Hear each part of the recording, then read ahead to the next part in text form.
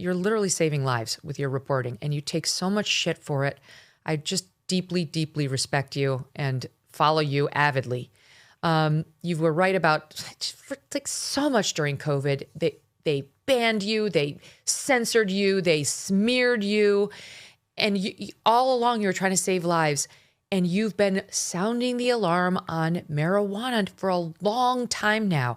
And when these cases keep coming up of these shooters, and everybody says, what can we do? It's a free country, like people, you can't, like what? Okay, the Republicans say fortify the soft targets and we need more mental health. And the Democrats say seize all the guns.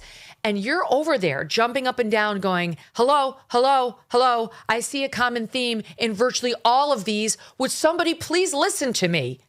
And that is one of the many reasons I wanted to have you on. So you pick it up from there. Well, sure. I mean, so look, it's interesting because Tell Your Children came out in 2019, the beginning of 2019, and the left, they jumped it, right? They hated the book. They hated the science. They said I was, I didn't know what I was talking about. I was making things up. I mean, I think the book is its own best evidence.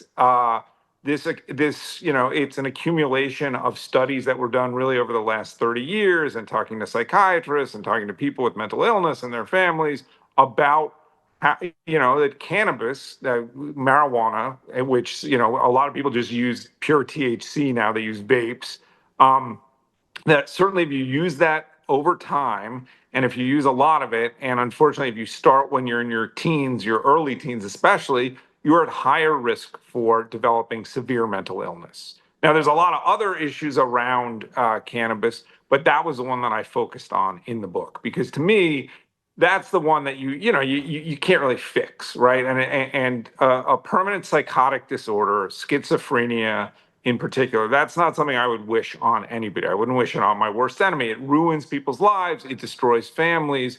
It's very difficult societally. So when people talk, well, marijuana, maybe it makes people fat or it makes them lazy or it kind of, ruins their motivation. All those things are pretty clearly true too.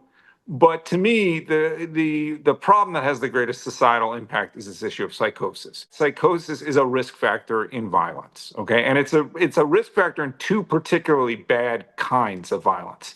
The first kind is violence against essentially innocent family members. Crimes where the cops say, we don't understand why this happened, or the neighbors say, we don't understand why this happened. This 18-year-old kid slaughtered his family in their sleep.